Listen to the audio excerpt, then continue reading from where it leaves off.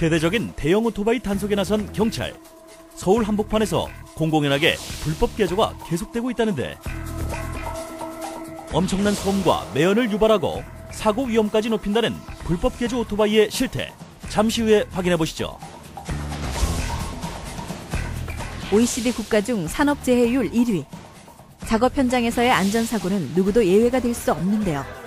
안전사고의 원인과 안전한 일터를 만들기 위한 방법. ECN 현장에서 알아봅니다. 한적한 교외에 모인 이들은 대형 오토바이 동호회 회원들. 그러나 이들의 오토바이에는 뭔가 수상한 점이 있다는데 정품 부품을 떼어나고 이른바 파이프 머플러와 만세핸들 등 불법 부품을 장착했다는 것. 소음 유발은 물론 안전까지 위협하는 오토바이 불법 개조의 실태를 고발합니다.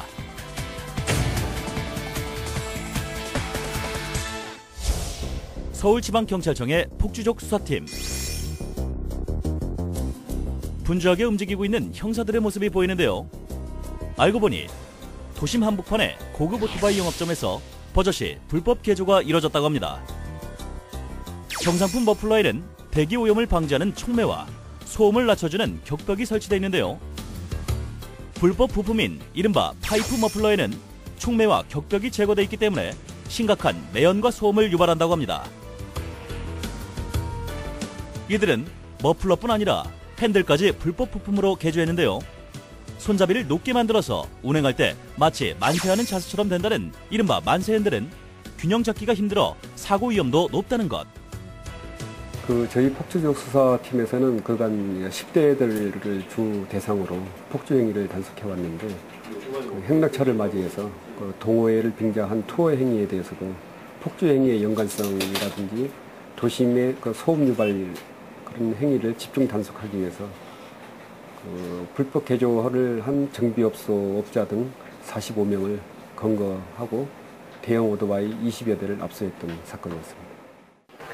10시 정도 되면은 애들인지 북쪽 애들인지 모르겠는데 오토바이가 돌아다니면서 마우라라고 하죠. 붕붕붕 소리라든지 경적 소리 같은 거를 시끄럽게 많이 막 누르고 다니면서 애가 또 그 소리 듣고 막 자면서 깨고 놀래고 그래가지고. 이륜차 신고 사건 대부분 70% 이상이 이륜차 소음 때문에 소음 관련 시민 민원이 많이 있습니다. 그래서 단속하게 된 거고요. 아울러서 불법 개조된 오토바이는 서로 동호회끼리 폭주 행위까지 이용될 우려도 있고 또 사고 위험이 굉장히 높기 때문에 단속하게 된 겁니다. 이들이 불법 개조한 대형 오토바이는 한 대당 가격이 3천만 원에서 6천만 원에 달하는 외국 브랜드의 고가 제품인데다가 불법 개조에 들어가는 비용만 100만 원에서 150만 원에 달합니다. 때문에 이런 불법 개조를 요청하는 오토바이 소유주들은 대다수가 40대라고 하는데요. 그중에는 중고등학교 교사와 대학 교수까지 있었다고 합니다. 철없는 폭주족 청소년도 아닌 부와 사회적 지위까지 모두 가진 이들이 오토바이를 불법 개조한 이유는 단지 더 폼나게 자신의 만족감을 높이기 위해서라는데요. 나들이 철을 맞아 오토바이 투어에 나선 대형 오토바이 동호회 회원들. 고가의 대형 오토바이 시장은 두터운 마니아층을 형성하고 있기 때문에 굉장히 많은 회원들이 참가한 것을 확인할 수 있었는데요. 그렇다면 이들이 모두 오토바이를 불법 개조한 걸까요?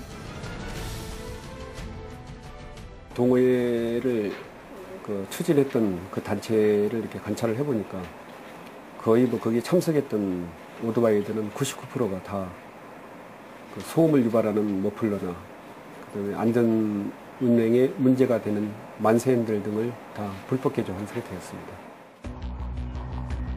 불법 개조 실태를 적발하기 위해 직접 현장을 찾은 제작진. 서울시 중구 일대에 고급 오토바이 영업점들이 밀집해 있는 것을 확인할 수 있었는데요. 이곳에서 손쉽게 오토바이의 구조 변경을 할 수 있다는 겁니다. 불법 개조 사실이 확인된 영업점에 들어가 봤습니다. 보시기에 이게 지금 순정품입니까? 순정은 아니죠. 아니죠? 네. 구조가 변경된 상태로 지금 온 건 맞죠? 구조가 변경된 거죠. 그러니까 그 시장이 크단 말이에요. 연간 700대, 800대. 허가 없이 오토바이의 구조를 변경하는 것은 명백한 불법 행위. 매연과 소음을 유발하는 파이프 머플러와 안전을 위협하는 만세핸들을 장착하며 오토바이를 불법 개조한 정비업자들은 2년 이하의 징역이나 500만 원 이하의 벌금형이 처해지게 될 텐데요. 이날 경찰의 대대적인 압수수색으로 불법으로 구조 변경된 대형 오토바이 20여 대가 압수됐고 정비업자와 대형 오토바이 소유주 45명이 형사 입건됐습니다. 여기에는 지금 H사 제품 등 20여 대의 대형 오토바이를 압수했습니다. 이 압수된 오토바이들은 보시다시피 지금 만세핸들을 장착했거나 아니면 지금 파이프형 속이 텅 빈 머플러를 장착함으로써 위법사항이 됐기 때문에 압수된 겁니다. 압수된 고가의 대형 오토바이들로 주차장 한편이 가득 찬 모습인데요. 경찰은 불법으로 오토바이를 개조한 업체들이 더 있을 것으로 보고 수사를 확대해 나갈 예정이라고 합니다. 경찰은 압수한 불법 개조 오토바이가 과연 어느 정도의 소음을 내는지 측정해봤는데요. 먼저 개조를 하지 않은 정품 승인 오토바이는 84데시벨,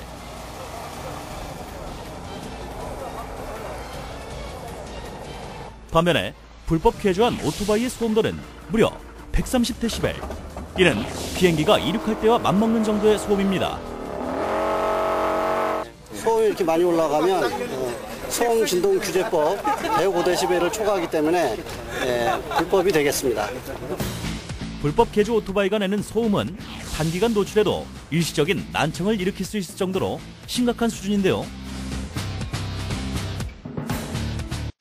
우리 타는 사람 자기 만족에 의해서 타는 것도 중요하겠지만 더 중요한 건 다른 일반 시민들에게 불편을 주지 않는 범위 내에서 이런 라이딩을 하셔야지 나만 즐기기 위해서 자화 도취된 상태에서 이렇게 무질서하게 이런 행위를 해서는 안 될 것입니다. 전 세계 두터운 마니아층에게 사랑받고 있는 고급 오토바이. 오토바이 마니아들은 자유와 해방, 개인주의를 외치며 오늘도 어딘가를 달리고 있을 텐데요. 자신의 자유를 만끽하기 위해 불법도 서슴지 않으며 엄청난 소음과 매연을 몰고 다니는 그들. 경찰의 대대적인 단속에 대해 오토바이 운전자들은 정도가 심하다며 불만을 토로하고 있습니다. 정도가 심한 것이 과연 누구일지 다시 한번 잘 생각해 보시기 바랍니다.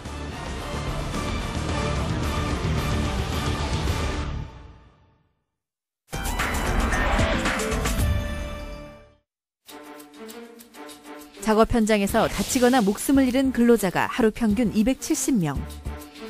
세계적으로도 높은 수준의 우리나라 산업재해는 좀처럼 줄어들지 않고 있는데요. 하루 중 많은 시간을 보내고 어느 곳보다 안전해야 하는 삶의 일터에서 왜 이렇게 안타까운 사고가 끊이지 않는 걸까요? 가을비가 쏟아지던 지난달, 외줄에 매달려 고층 건물 유리창을 청소하는 인부들의 모습이 포착됐습니다. 보기만 해도 아찔한 높이에서 비바람을 다 맞아가면서 매달려 있는 모습은 한눈에 보기에도 위태로워 보였는데요. 지금 비 오는 날인데 웬만하면 다 안전상 다 쉬고 있는데 이제 거실도 좋지만 앉아있어야 되는데. 고층 건물 외벽 청소는 워낙 사고 위험이 높은 작업인데다가 비바람으로 미끄러져 균형이라도 잃는다면 바로 대형 사고로 이어질 가능성이 높은데요. 아니 그래서 얘기를 했어요. 비가 오는데 괜찮겠느냐 처음에. 그랬더니 오히려 비가 오면 더 깨끗이 할 수 있다고 자기네들 완전 책임진다고. 물론 빗물 때문에 유리창을 더욱 편하게 청소할 수는 있겠지만 평소보다 한층 높아진 사고 위험성은 염두에 두지 않는 것 같아 안타까웠는데요. 이에 대해 관련 청소업체의 입장을 들어봤습니다. 비 오는 날 그다지 위험하다고 생각은 안 하는데요. 다른 분들이 보시기에는 이제 비가 오니까 위험할 수도 있는데 그 목숨을 잃을 소지가 있다. 그러면은 작업을 안 하겠죠. 하지만 2010년 전체 산업재해자 98,620명 중 약 15.1%가 바로 추락으로 인해 죽거나 다쳐 작업장에서의 안전규칙 준수가 더욱 절실해 보입니다. 이렇게 안전규칙을 제대로 지키지 않는 것뿐 아니라 설마 사고가 일어나겠어라는 안일한 생각들이 작업장에서 안전사고가 일어나는 주요한 원인이 되는데요. 이는 OECD 국가 중 산업재해율 1위라는 안타까운 현실로 나타나고 있습니다. 우리나라 같은 경우에 그 OECD 국가들 중에서 산업재해율이 거의 최하위 수준입니다. 산업 현장에서 일어나는 사고 중에 그 치명적이면서도 계속 일어나고 있는 게 추락, 또 낙하, 또 협착 이런 사고들입니다. 그런 것들의 가장 큰 원인을 요약해서 얘기하면 위험에 관한 인식이 제대로 없는 거죠. 지난달 16일 오후 3시경 동대문 소방서에 창고 건물 붕괴 사고 소식이 접수됐습니다. 동대문구 제기동의 한 창고 건물의 벽체와 지붕이 무너져 인부 1명이 다치는 사고가 발생했는데요. 현장에 도착했을 때 철근 골조가 집안 침하로 인해서 무너진 상태였고, 그 무너진과 동시에 옆에 있는 담벼락을 치면서 그 인부가 그 담벼락 사이에 깔려 있는 상태였습니다. 이번 사고는 창고 1층에서 바닥 대보수 작업을 하던 중 집안이 내려앉으면서 발생했습니다. 이는 작업 전에 건물 바닥의 상태를 미리 점검하지 않았기 때문인데요. 사고 현장에선 작업 중이던 인부가 벽돌에 발목을 끼어 꼼짝도 못하고 있는 상태였습니다. 벽돌 부피가 상당히 커서 에어백을 이용하여 안전하게 구조 후 병원으로 신속하게 이송하였습니다. 불과 며칠 전에도 도봉구 방학동의 한 음식점에서 안전사고가 발생했습니다. 칼국수 면을 만들기 위해 반죽을 기계에 밀어넣다가 오른손이 기계에 끼었는데요. 기계에 빨려 들어가기 쉬운 장갑을 끼고 일을 하다 사고를 당한 것으로 보고 있습니다. 요구주자가 고통을 많이 호소하고 있는 상태였는데, 압착 사고 같은 경우는 빠른 응급처치와 2차 사고 방지가 가장 중요하기 때문에 구조장비를 이용해서 요구주자의 손을 신속하게 빼낸 후 응급처치하고 병원으로 바로 이송했습니다. 지난 8월 성동구 성수동에서도 비슷한 사고가 발생했는데요. 작업 도중 방적기계 안으로 손이 말려 들어가 신속한 구조가 필요한 상황이었습니다. 섬유 기계 요구주자가 손이 끼어 있는 그런 상황이었습니다. 이처럼 작업 중 기계에 손이 끼이는 사고는 산업재해자 10명 중 2명 가까이 사고를 당하고 있어 빈번히 일어나는 안전사고인데요. 그래서 안전망 등의 안전장치를 갖추는 것은 물론 안전수칙 또한 절대 잊지 말아야 합니다. 안전수칙을 지키는 게 가장 중요합니다. 물론 그 기계 대부분 사람들이 기계를 잘 아시는 분이 작업하다가 다치는 거예요. 전혀 모르시는 분들이 작업을 하지는 않습니다. 처음에는 이게 초심으로 잘 안전 수칙도 잘 지키고 하다가 나중에는 이제 약간 긴장이 풀어지는 그런 경향이 있는 것 같습니다. 작업장에서 발생하는 안전사고의 특징으로는 소규모 사업장에서의 사고가 지속적으로 증가한다는 것과 기본적인 안전수칙만 지킨다면 예방할 수 있는 안전사고가 대부분이라는 것인데요. 사실은 위험불감증입니다. 그러니까 위험에 관한 그 인식이 있어야 사람은 본능적으로 안전 쪽으로 움직이려는 본능이 작동을 하거든요. 그래서 저희가 그 소규모 사업장이나 그런 사업장들은 정부의 국고로 컨설턴트를 보내서 이 사업장에는 어떤 위험이 있으니 어떤 조치가 필요하고 또 작업할 때는 어떤 안전수칙을 지켜야 된다는 것을 저희가 자문을 국고를 통해서 지원할 계획을 갖고 있습니다.